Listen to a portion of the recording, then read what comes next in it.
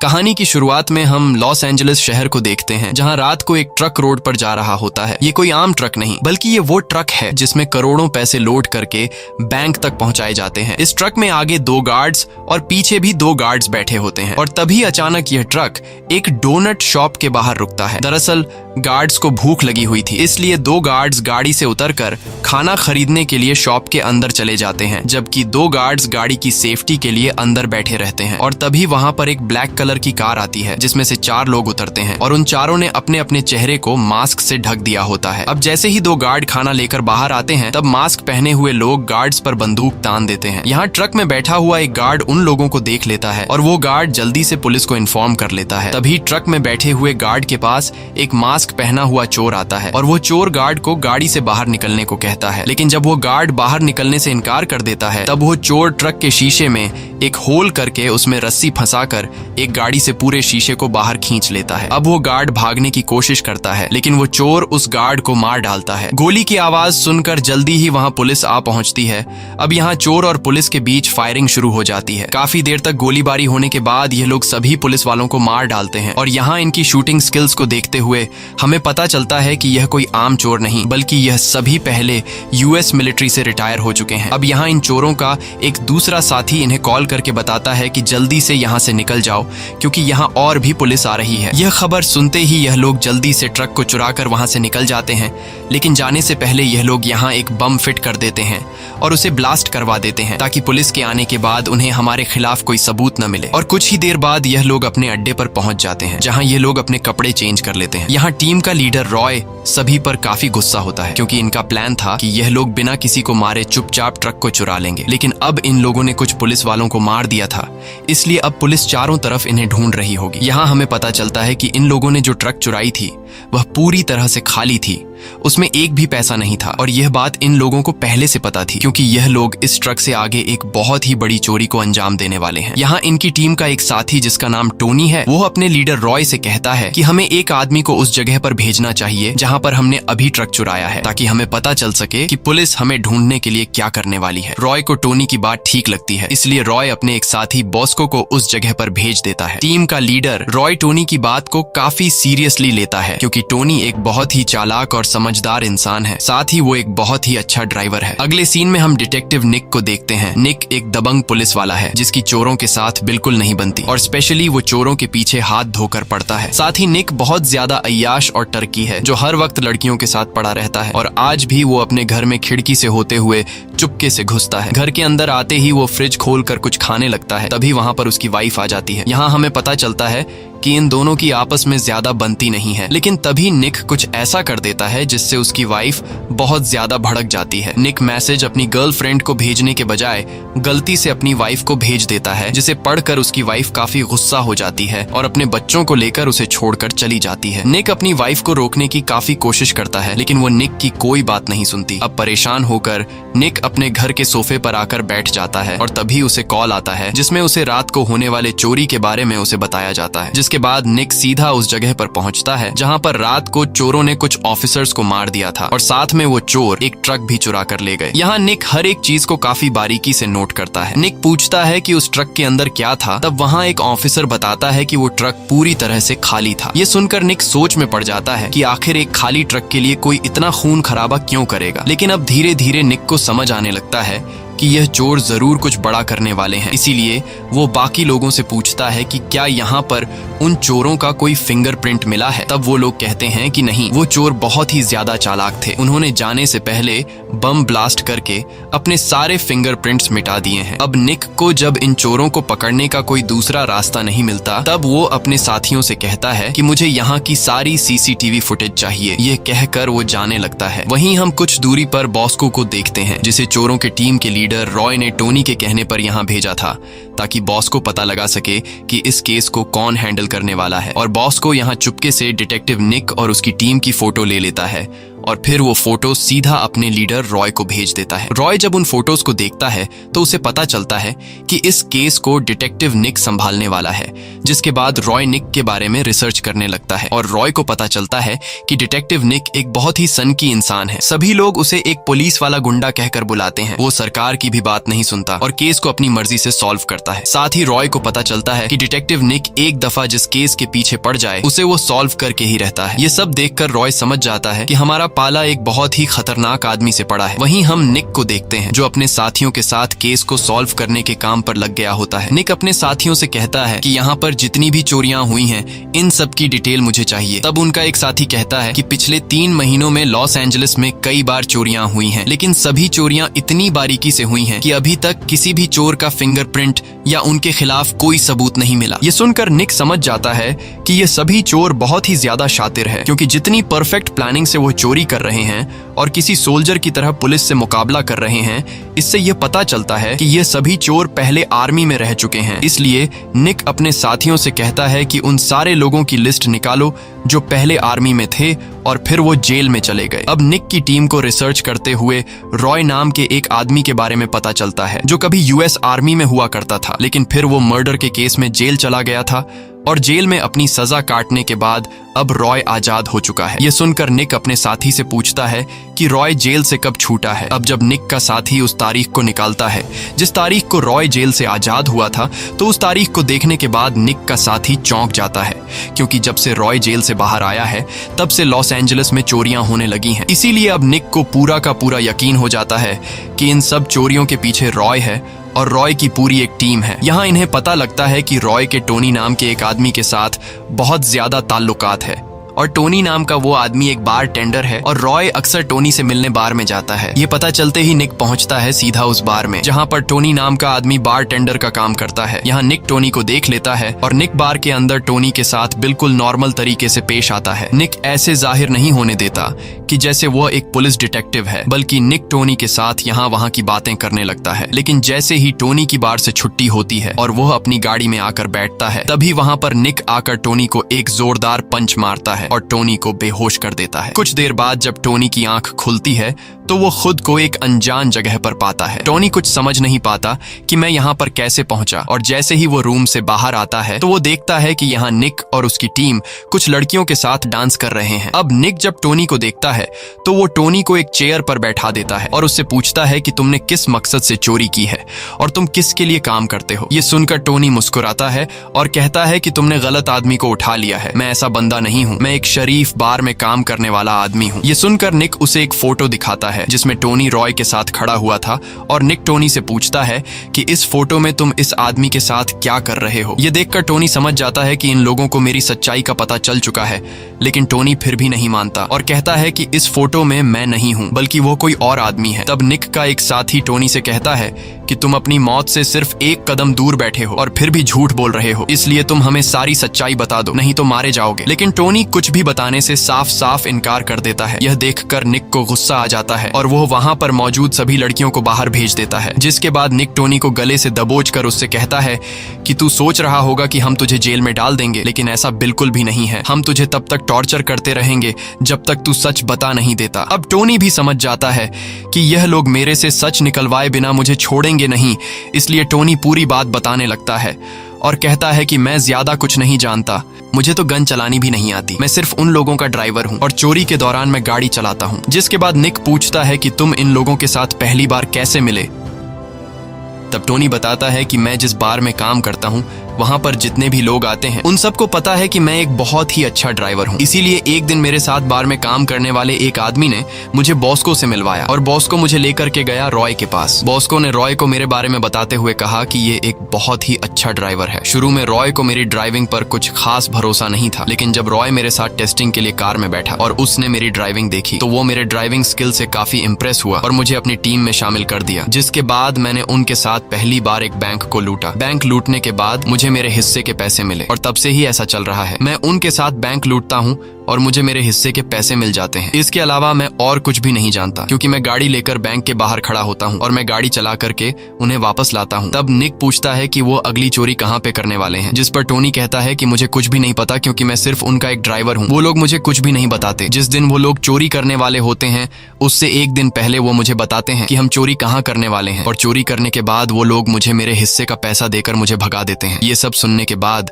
निक Tony से कहता है कि तुम जा सकते हो, लेकिन आज से तुम्हें हमारे लिए काम करना होगा, और जो कुछ भी तुम्हें उनसे पता चलेगा तुम्हें हर एक बात हमें बतानी होगी। इसलिए मैं तुम्हें जेल में डालने के बजाय आजाद कर रहा हूँ। जिसके बाद टोनी वहाँ से जाने लगता है। अब निक के पास उन चोरों की पूरी डिटेल आ चुकी थी, लेकिन निक के लिए सबसे बड़ी मुसीबत ये है कि उसके पास कोई भी सबूत नहीं है उन्हें पकड़ने के लिए। इसलिए अब ये लोग इंतजार करते हैं कि कब वो लोग अगली चोरी करेंगे, और ये लोग रंगे हाथों उन्हें पकड़ लेंगे। अगले सीन में हम रॉय को देखते हैं, जो अपनी पूरी टीम को गाड़ी में बिठाकर लॉस एंजलिस के सबसे बड़े बैंक के बाहर ले आता है। जिसके बाद रॉय अपनी पूरी टीम को इस बैंक के पास वाले बिल्डिंग में लेकर जाता है और कहता है कि यह बैंक लॉस एंजलिस का सबसे बड़ा फेडरल बैंक है, जिसे आज तक कोई भी नहीं लूट पाया, लेकिन हमारा अगला टारगेट यही बैंक है। रॉय कहता है कि ऐसा बिल्कुल नहीं है कि आज तक इस बैंक को किसी ने लूटने की कोशिश नहीं की, बल्कि इस बैंक को 57 बार लूटने की कोशिश की गई है, मगर हर बार चोरों ने अपनी जान गंवाई है, क्योंकि यहाँ की सिक्योरिटी बहुत ही ज्यादा स्ट्रिक्ट है। अगर कोई आदमी बाहर से इस बैंक को 2 मिनट से ज्यादा घूरने लगे तो गार्ड आकर उस आदमी को पकड़ लेते हैं। इसीलिए हमारा यहाँ से चोरी करना मुश्किल तो है, लेकिन नामुमकिन नहीं। इसके बाद रॉय अड्डे पर आकर अपने साथियों को प्लानिंग समझाने लगता है और बताता है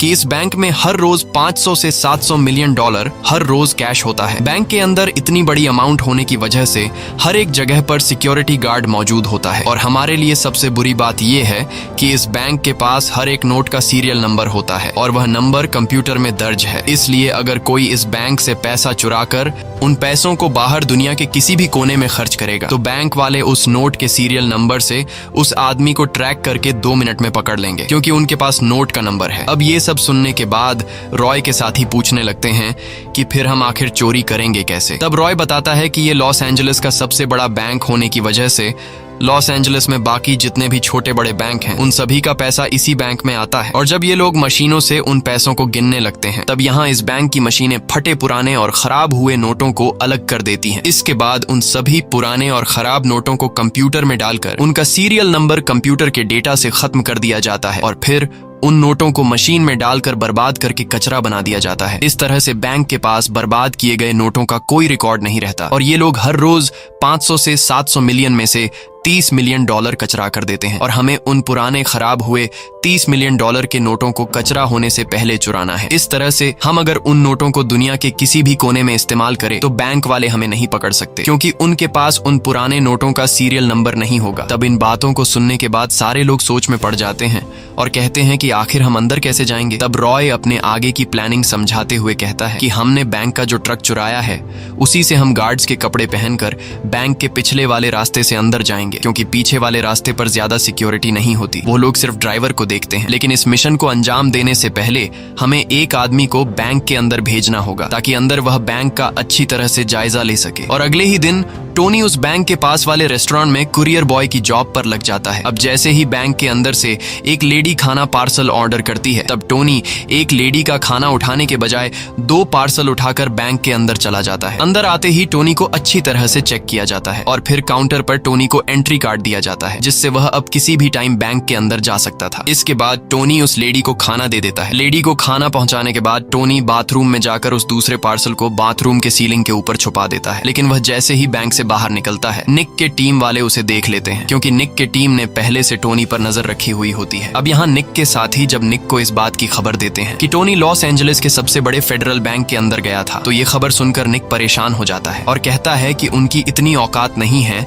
कि वो लॉस एंजलिस के फेडरल बैंक को लूटे, क्योंकि उस बैंक को लूटना इम्पॉसिबल है, और वो लोग इतने भी बेवकूफ नहीं हो सकते कि फेडरल बैंक को लूटने की कोशिश करें। लेकिन निक को अब भी डर रहता है, क्योंकि वह ये बात जानता था कि वो लोग मुझसे भी बड़े पागल हैं और वो लोग कुछ भी कर सकते हैं। इसी दिन रात को रॉय और उसके साथी रेस्टोरेंट में अपने फैमिली के साथ खाना खा रहे थे। तभी वहां पर डिटेक्टिव निक आ जाता है। यहाँ टोनी भी निक को देख लेता है, और टोनी निक को देखकर घबरा जाता है, क्योंकि टोनी को डर था कि कहीं निक रॉय के सामने ये ना कह दे कि तुम मेरे साथ मिले हुए हो, और होता भी ऐसा ही है। निक सीधा टोनी के पास आता है और उससे कहता है कि मैं तुम्हें जानता हूँ, हम लोग कुछ दिन पहले जिम में मिले थे, तुम यहाँ पर क्या कर रहे हो। ये देखकर टोनी के टीम के सभी लोग टोनी को शक की निगाहों से देखने लगते हैं। दरअसल निक ऐसा इसलिए करता है क्योंकि वह इन सभी को आपस में लड़वाना चाहता था और ऐसा करने में वह कामयाब हो जाता है। अब खाना खाने के बाद रॉय टोनी को अपने अड्डे पर ले जाता है। रॉय टोनी पर काफी गुस्सा होता है और अपने साथियों से उसकी चेकिंग लेने को कहता है कि कहीं टोनी पुलिस वाला तो नहीं। इसके बाद रॉय उस पर बंदूक तान कर कहता है कि तुम उस पुलिस वाले को कैसे जानते हो और तुमने पुलिस को हमारे बारे में क्या बताया है। तब टोनी यहाँ सब कुछ बताने लगता है और कहता है कि उन लोगों ने मुझे पकड़ लिया था और मेरे पकड़े जाने से पहले वो तुम सब लोगों के बारे में जानता है। उसने बहुत कोशिश की मुझसे सच्चाई निकलवाने की, लेकिन मैंने उन्हें पूरी सच्चाई नहीं बताई, बल्कि मैंने खुद को तुम्हारा ड्राइवर बताकर उनसे खुद को आजाद कर लिया और उन लोगों को हमारी चोरी के प्लानिंग के बारे में कुछ भी नहीं पता। अब इन बातों को सुनने के बाद रॉय टोनी से कहता है कि जाओ और उन लोगों से जाके कह दो कि हम फ्राइडे को चोरी करने वाले हैं और किसी भी कीमत पर हमारा फैसला नहीं बदलेगा। ये सुनकर टोनी कहता है कि ऐसा करना बेवकूफी होगी और हम लोग पकड़े जा सकते हैं, लेकिन रॉय कहता है कि तुम मुझ पे भरोसा रखो और जो मैंने तुमसे कहा है जाकर निक से कह दो। अब टोनी ना चाहते हुए निक की तरफ निकल पड़ता है और कुछ ही देर बाद निक के पास पहुंच जाता है। तब निक टोनी से उनके आगे की प्लानिंग के बारे में पूछने लगता है, लेकिन यहाँ टोनी पहले निक पर गुस्सा करता है और कहता है कि तुमने मुझे मरवा ही दिया था। उन सबको मुझ पे शक हो गया था, इसलिए वो मुझे मारने वाले थे, लेकिन मैंने उन्हें चकमा देकर खुद को छुड़ा लिया। यहाँ टोनी निक से कहता है कि तुम्हारा पाला बहुत ही गलत लोगों से पड़ा है, वो लोग तुमसे भी ज्यादा डीठ है और वो आने वाले फ्राइडे को चोरी करने वाले हैं और उनका कहना है कि हमें कोई भी नहीं रोक सकता। तब निक कहता है कि वो लोग कौन सी जगह पर चोरी करने वाले हैं, जिस पर टोनी कहता है कि मुझे पता नहीं है क्योंकि वो लोग मुझे कभी भी अपनी प्लानिंग के बारे में नहीं बताते, इसीलिए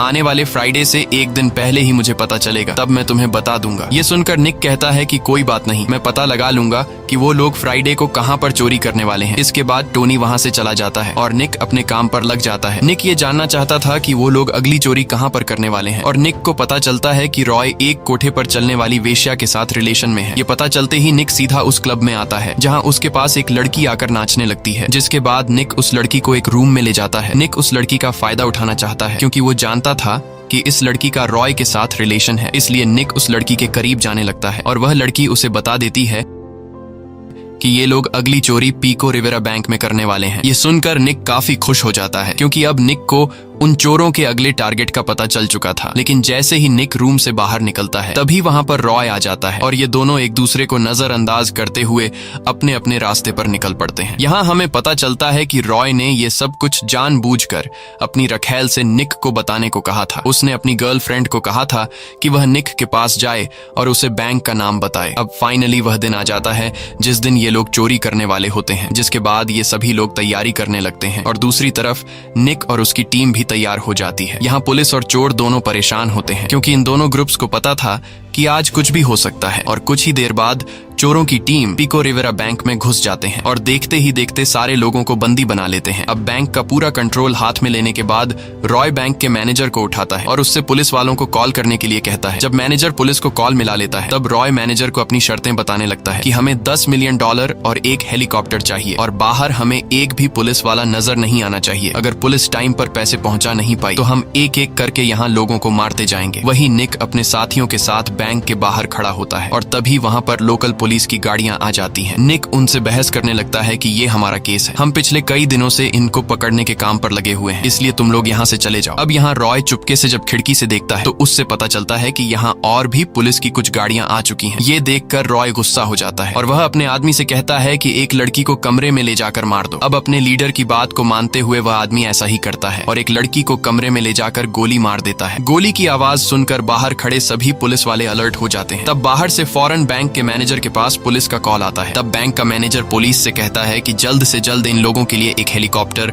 और $10 मिलियन का इंतजाम करो क्योंकि पहले ही टाइम पर पैसा न पहुंचने की वजह से ये लोग एक लड़की को मार चुके हैं और अब अगर तुम लोगों ने और देर की तो ये लोग हमें भी मार डालेंगे। तब पुलिस मैनेजर से कहती है कि तुम परेशान मत हो, हम जल्द ही एक हेलीकॉप्टर और पैसों का इंतजाम करने वाले हैं। तभी यहाँ हम चोरों के एक साथी को देखते हैं जिसका नाम मैक है। मैक एक हैकर है और उसने लॉस एंजलिस के सबसे बड़े फेडरल बैंक के फोन लाइन को हैक कर लिया है और मैक पीको रिवेरा बैंक में मौजूद अपने साथियों को कॉल करके बताता है कि तुम लोग जल्दी से ट्रक में पैसा लोड करो क्योंकि अब टाइम पूरा हो चुका है कि पीको रिवेरा बैंक से ट्रक में पैसा जाएगा लॉस एंजलिस के सबसे बड़े फेडरल बैंक में। जिसके बाद चोर मैनेजर को लेकर बैंक की तिजोरी के पास लेकर जाते हैं और उससे तिजोरी खुलवाते हैं। तिजोरी खुलने के बाद ये लोग तिजोरी से सारा पैसा निकालकर एक ट्रक में भर लेते हैं। अब सारा काम कंप्लीट होने के बाद ये लोग बैंक में एक बहुत ही बड़ा ब्लास्ट करते हैं। ब्लास्ट की आवाज सुनकर बाहर पुलिस को लगता है कि उन लोगों ने तिजोरी को तोड़ दिया है, लेकिन निक को कुछ गड़बड़ नजर आ रही थी और तभी निक की नजर वहां की सीवरेज लाइन पर पड़ती है, जिसे देखकर निक समझ जाता है कि ये तिजोरी नहीं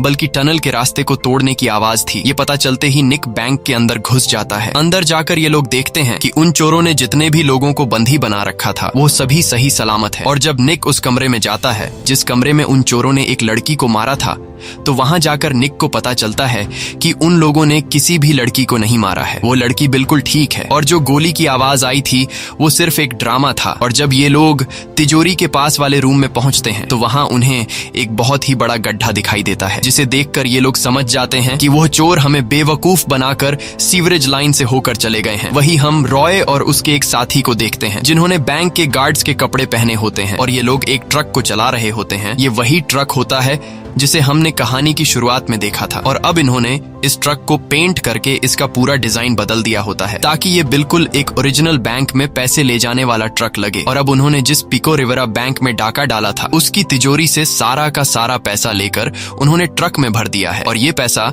अब ये लोग लॉस एंजलिस के सबसे बड़े फेडरल बैंक की तरफ ले जा रहे हैं। वही हम रॉय के हैकर साथी को देखते हैं जिसने लॉस एंजलिस के फेडरल बैंक का कॉन्टैक्ट लाइन हैक कर लिया होता है और यहाँ वो लॉस एंजलिस के फेडरल बैंक के गार्ड्स को कॉल करके कहता है कि हमारा ट्रक पैसा लेकर कुछ ही देर में पहुंचने वाला है। और यहाँ हमें सारी सच्चाई का पता चलता है कि उन्होंने जो अभी एक छोटे बैंक पिको रिवेरा में से जो पैसे ट्रक में भरे थे वो पैसे ये लोग लॉस एंजलिस के सबसे बड़े फेडरल बैंक के साथ पुराने नोटों में एक्सचेंज करने वाले हैं, क्योंकि अभी उन्होंने जो पैसे ट्रक में भरे हैं वो पैसे ये लोग चुराना नहीं चाहते, क्योंकि अगर ये पैसे इन्होंने अभी चुरा लिए तो इन नोटों का सीरियल नंबर फेडरल बैंक के साथ कंप्यूटर में दर्ज है, जिस वजह से यह लोग पकड़े जा सकते हैं। इसलिए अब यह लोग नए नोट जिनके सीरियल नंबर बैंक के पास है वह नए नोट यह लोग अंदर छोड़कर पुराने फटे हुए नोट चुराना चाहते हैं जिनके सीरियल नंबर का रिकॉर्ड बैंक ने खत्म कर दिया होता है। और कुछ ही देर बाद यह लोग फेडरल बैंक के पिछले वाले रास्ते से पहुंच जाते हैं जहां गेट पर एक गार्ड उन्हें रोक देता है और यह लोग उस गार्ड को अपनी एक फेक आईडी दिखाते हैं जो बिल्कुल असली लग रही थी। इसलिए गार्ड फेक आईडी को पहचान नहीं पाता। साथ ही उन्हें पहले से कॉल पर बता दिया गया था कि ट्रक कुछ ही देर में आने वाला है, इसलिए गार्ड को जरा सा शक भी नहीं होता कि इस ट्रक में गार्ड्स के बजाय चोर बैठे हैं। जिसके बाद गार्ड्स ट्रक को अंदर जाने देता है। अंदर आते ही ये लोग पैसों के 2 बड़े बड़े बॉक्सेस ट्रक से निकालते हैं। ये वही पैसे होते हैं जो उन्होंने अभी पिको रिवेरा बैंक के तिजोरी से लूटे थे और ये लोग इन पैसों के 2 बॉक्सेस को काउंटिंग वाली जगह पर ले जाने लगते हैं। यहाँ हम देखते हैं कि इन लोगों ने टोनी को एक पैसों के बॉक्स में अंदर छुपा कर रखा है और जब ये लोग काउंटिंग वाली जगह पर पहुंचते हैं तब एक गार्ड आकर उनसे कहता है कि पैसों को काउंटिंग में टाइम लगेगा, इसलिए तुम लोग डिपार्ट के बाहर इंतजार करो। इसके बाद वो गार्ड उस पैसों के बॉक्स को जिसके अंदर टोनी छुपा हुआ था वो उसे काउंटिंग वाले डिपार्ट के अंदर ले आता है। यहाँ रॉय अपने साथी बॉस्को को कॉल करके कहता है कि टोनी काउंटिंग वाले डिपार्ट में पहुंच चुका है, इसलिए तुम जल्दी से यहाँ की बिजली काट दो। अब बॉस्को जो पहले से नीचे वाले फ्लोर में छुपके से घुस गया होता है वो वहां से पूरे बैंक की बिजली बंद कर देता है। बिजली खराब होने की वजह से बैंक के अंदर काउंटिंग का काम करने वाले सभी लोग डिपार्ट से बाहर आ जाते हैं और बिजली के ठीक होने का इंतजार करने लगते हैं। अब टोनी पूरे डिपार्ट में एक पैसों के बॉक्स के अंदर अकेला रह चुका था।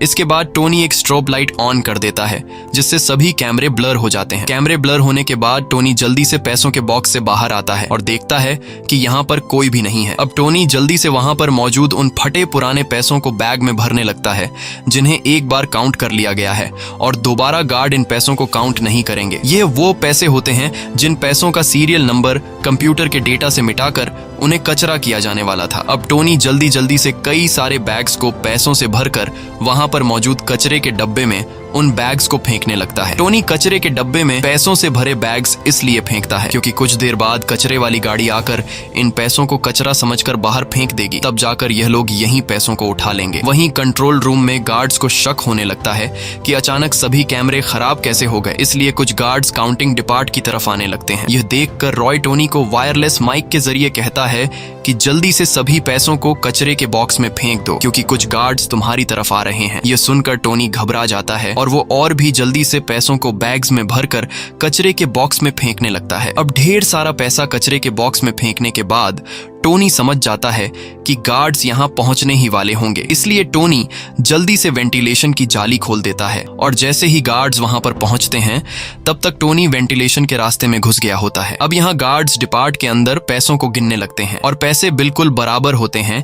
जितने पैसे पिको रिवेरा बैंक से आने थे वो पूरे के पूरे पैसे वहीं पर मौजूद होते हैं और गार्ड्स को बिल्कुल भी पता नहीं चलता कि यहाँ से पैसे चोरी हुए हैं, क्योंकि टोनी ने उन पैसों को चुराया होता है जो पैसे उन्होंने पहले से गिन लिए होते हैं। अब पैसे पूरे होने के बाद वो गार्ड्स रॉय से कहते हैं कि पैसे पूरे हैं, तुम लोग यहाँ से जा सकते हो। ये सुनकर रॉय और उसका साथी जाने लगते हैं और जितने भी पैसों को टोनी ने कचरे में फेंका था, अब वहां एक गार्ड आकर उस कचरे के बॉक्स को कचरे की गाड़ी में फेंकने के लिए ले जाने लगता है। वहीं बैंक के अंदर वो लेडी जिसने कुछ दिन पहले खाना ऑर्डर किया था, वो फिर से बैंक के पास वाले रेस्टोरेंट से खाना ऑर्डर करती है, लेकिन इस बार चोरों का साथी मैक कॉल उठाता है क्योंकि उसने रेस्टोरेंट का कॉन्टैक्ट लाइन हैक कर लिया होता है और मैक उस लेडी से कहता है कि तुम्हारा खाना 5 मिनट में तुम्हारे पास पहुंचने वाला है। अब यहाँ टोनी वेंटिलेशन के रास्ते से होते हुए उस जगह पर पहुंचता है जहां उसने कुछ दिन पहले वॉशरूम के सीलिंग के ऊपर एक पार्सल छुपा कर रखा था और टोनी उस रास्ते से नीचे आकर सीधा उस लेडी के पास जाता है और उन्हें उनका खाना दे देता है। इसके बाद टोनी बिना किसी रोक टोक के बैंक से बाहर आ जाता है क्योंकि उसके पास कुरियर बॉय का कार्ड था, जिससे गार्ड्स को टोनी पर शक नहीं होता और गार्ड्स टोनी को कुरियर बॉय समझकर छोड़ देते हैं। लेकिन तभी बैंक के गार्ड्स के पास कॉल आता है जिसमें खाना ऑर्डर करने वाली लेडी कहती है कि यह खाना कई दिन पुराना है, इसलिए उस कुरियर बॉय को जाने मत दो। लेकिन अब काफी देर हो चुकी थी क्योंकि टोनी वहां से निकल चुका था। वहीं कचरे वाली गाड़ी उस कचरे के बॉक्स को गाड़ी में खाली कर देता है जिस बॉक्स में टोनी ने पैसे भरे थे और जैसे ही वो कचरे की गाड़ी जाने लगती है तब रॉय और उसका साथी अपने ट्रक में बैठकर उस कचरे की गाड़ी का पीछा करने लगते हैं। लेकिन तभी सिग्नल पर सेम इसी तरह का एक दूसरा कचरे का ट्रक आता है और इन दोनों गाड़ियों के ड्राइवर एक दूसरे को इशारा करके अलग अलग रास्ते पर चल पड़ते हैं। यहाँ रॉय कचरे की गाड़ी का नंबर प्लेट नोट नहीं कर पाता और एक गाड़ी का पीछा करने लगता है। वहीं पूरे शहर में निक की टीम चोरों को ढूंढ रही होती है और तभी उन्हें रास्ते में टोनी दिखाई देता है। टोनी को देखकर वो लोग फौरन उसे पकड़ लेते हैं और निक टोनी को बुरी तरह से पीटने लगता है क्योंकि निक समझ गया था कि टोनी हमें धोखा दे रहा है। यहाँ टोनी निक को पूरी सच्चाई बता देता है और साथ ही टोनी निक को रॉय का लोकेशन भी दे देता है। वहीं दूसरी तरफ रॉय कचरे की गाड़ी को फॉलो करते हुए उस जगह पर पहुंच जाता है जहां पर बैंक की गाड़ियां कचरा खाली करती है। अब कचरे की गाड़ी खाली होने के बाद ये लोग कचरे में से वो बैग उठाने लगते हैं जो टोनी ने पैसों से भर दिए थे और रॉय उन सभी बैग्स को अपनी गाड़ी के डिग्गी में रख देता है। लेकिन रॉय चेक नहीं करता कि आखिर इन बैग्स में क्या भरा पड़ा है और तभी रॉय के पास अपने हैकर साथी मैक का कॉल आता है। मैक रॉय से कहता है कि टोनी को पुलिस ने पकड़ लिया है और टोनी ने पुलिस को तुम्हारा लोकेशन दे दिया है, इसलिए जिस जगह पर तुम हो वहां से निकलो क्योंकि जल्द ही वहां पर पुलिस आने वाली है।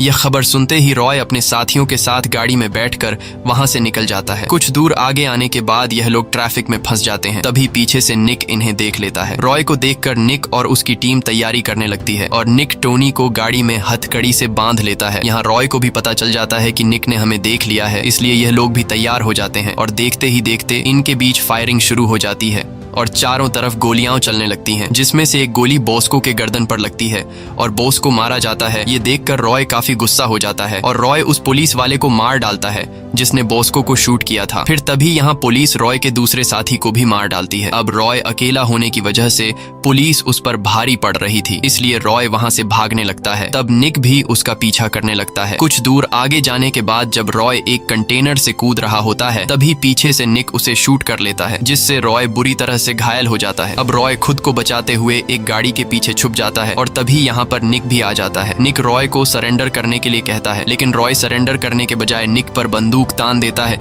तभी निक जवाबी कार्रवाई में रॉय को गोलियों से छलनी कर देता है और रॉय मारा जाता है। अब निक ने सभी चोरों को उनके अंजाम तक पहुंचा दिया था, बस अब सिर्फ टोनी रह चुका था। और निक जैसे ही वापस अपनी गाड़ी के पास आता है तो वह देखता है कि टोनी खुद को छुड़ाकर भाग चुका है। यह देखकर निक को काफी गुस्सा आता है। अब निक जब रॉय की गाड़ी के डिग्गी में बैग्स चेक करता है तब उसे पता लगता है कि इन बैग्स में पैसे नहीं हैं बल्कि कचरा भरा गया है। इसीलिए निक समझ नहीं पाता है कि वो लोग इतने बेवकूफ कैसे हो सकते थे कि उन्होंने कचरे के लिए अपनी जान दे दी। कुछ देर बाद यहाँ पर FBI की टीम आती है और FBI की टीम देखती है कि बैंक से एक भी पैसा चोरी नहीं हुआ है, क्योंकि इन चोरों ने पैसों के बजाय कचरे को चोरी कर लिया था। इसलिए FBI इस केस को बंद कर देती है। लेकिन निक इस चोरी के बारे में कई दिनों तक सोचता रहता है और तभी उसकी नजर चोरों की टीम में से आखिरी बचे इंसान की फोटो पर पड़ती है और वह कोई और नहीं बल्कि टोनी होता है। इसलिए निक उस बार में जाता है जहाँ पर टोनी काम किया करता था। निक को लगा कि शायद यहाँ मुझे कोई राज मिल जाए। अब यहाँ निक के पहुंचने पर बार का मालिक बताता है कि टोनी 2 दिन पहले काम छोड़कर यहाँ से जा चुका है। अब निक जैसे ही वापस आ रहा होता है तभी उसकी नजर सामने की एक फोटो पर पड़ती है जिसमें टोनी एक फुटबॉल टीम के साथ बैठा होता है। टोनी के साथ चोरों का हैकर साथी मैक भी होता है और हम उस आदमी को भी देखते हैं जो असली पैसों के ट्रक को लेकर जा रहा था, जिसके बारे में पुलिस को कोई आइडिया नहीं था। तभी निक देखता है कि यहाँ पर हर तरफ फेडरल बैंक के एम्प्लॉई हैं, इसीलिए वह बाहर निकलता है और बाहर आकर वह देखता है कि टोनी जिस बार में काम करता था उसके बगल में ही फेडरल बैंक है। और यहाँ निक को पूरी सच्चाई का पता चलता है कि इस पूरे गेम का मास्टरमाइंड टोनी था। बैंक के बगल के बार में काम करते हुए टोनी ने बैंक के एम्प्लॉई से नशे की हालत में हर एक जानकारी ले ली थी और उसने अपने साथ बैंक के कचरा ले जाने वाले ट्रक के ड्राइवर को भी अपने साथ शामिल कर लिया था। इस चोरी की पूरी प्लानिंग टोनी ने बनाई थी। उसने सिर्फ मुझे बेवकूफ नहीं बनाया बल्कि उसने रॉय और उसकी टीम को भी बेवकूफ बनाया और उसने एक ऐसी रकम को चोरी किया जिसका बैंक के पास कोई भी रिकॉर्ड नहीं है। और अब मुझे सब कुछ पता होने के बावजूद भी मैं उसे पकड़ नहीं सकता क्योंकि उसके खिलाफ मेरे पास कोई भी सबूत नहीं है। मूवी के आखिर में हम टोनी को लंदन के एक बार में देखते हैं और अब भी वह एक बार टेंडर का जॉब करता है और इस बार उसका बार एक डायमंड एक्सचेंज कंपनी के बगल में है। तभी यहाँ टोनी के पास जब डायमंड एक्सचेंज कंपनी का एक एम्प्लॉई आता है तो टोनी उसे फ्री में एक ड्रिंक देता है। ये देखकर हमें पता चलता है कि इस बार टोनी का अगला टारगेट डायमंड एक्सचेंज कंपनी है। इसी के साथ ये कहानी खत्म हो जाती है। अगर आपको ये वीडियो अच्छी लगी हो तो हमारे चैनल को सब्सक्राइब और वीडियो को लाइक जरूर कीजिएगा।